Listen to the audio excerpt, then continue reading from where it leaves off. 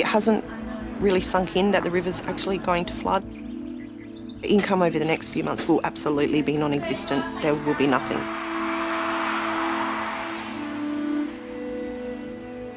Kylie Rocco has owned her own shop in Mannum on the Murray River for the past decade. But soon her business is likely to be inundated with floodwater. Summer for us is normally, it's absolutely massive.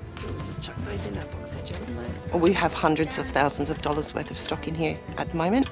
Obviously that gets paid for after our season or during our season, which we're not going to have now. South Australia is bracing for what could be its biggest floods in up to 70 years.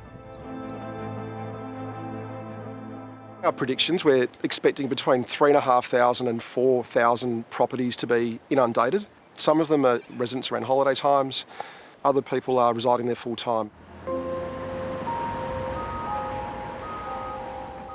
Kylie is unlucky. Had her business been on the other side of Mannum's main street, it could be protected by an emergency levy being built by the local council.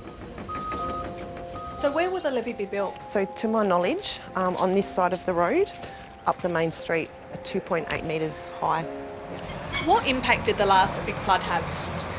So from what I've been told from previous owners of the building, the 74 flood, which is what they are predicting, was almost halfway up the door frame. The levee's location means 12 low-lying businesses and homes will be exposed to the floodwaters. It's not going to do anything to protect us at all.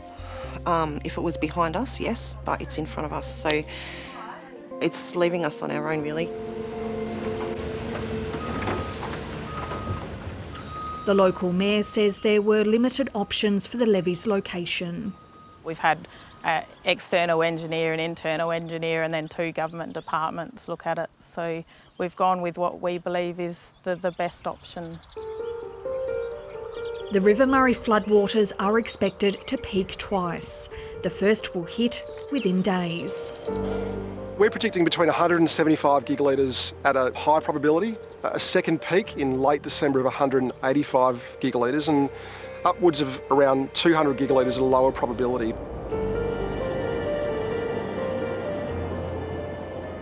To give some context, the whole of South Australia uses about 200 gigalitres of potable water every year. So all this blue at the moment is predicted water for the 140 per day. Thank you, Alan.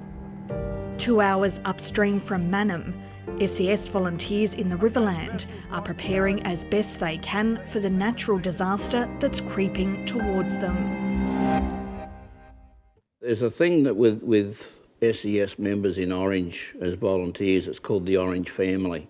And if we're sitting around having Christmas lunch and the pager goes off, I have no doubt that we'll have nearly the whole crew here.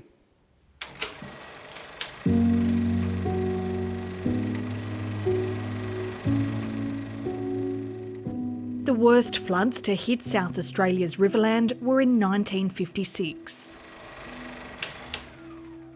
I was 14 and I do remember a lot of it. So it won't be long till this water's here? It's very close. In a region renowned for fruit and nuts, Phil Sims and his daughter Meredy Crook now fear hundreds of their pistachio trees will die during this flood. Pistachios are a desert plant. They don't like lots of water. It's going to come up to about this level of the trees, so 3 or 4 rows in. So they'll be sitting soaking in water for potentially weeks and weeks on end. This video was taken today. I'm going to get wet feet if I get right in there. We've got hundreds of trees in these rows that we're potentially going to lose.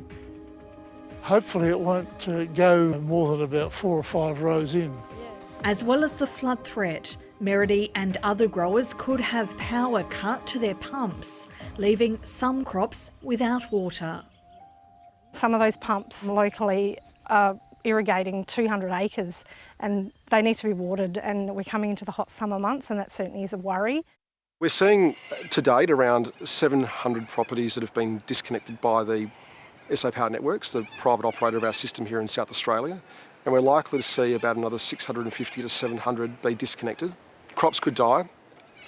The best case scenario here is that we find bespoke solutions to support growers. In Mannum, Kylie Rocco is hoping to sell as much stock as she can before she has to shut her business at what should be her busiest time of the year. We'll pack it all up, put it in storage, put the business on hold for 4 months or so, and absolutely we'll come back after this.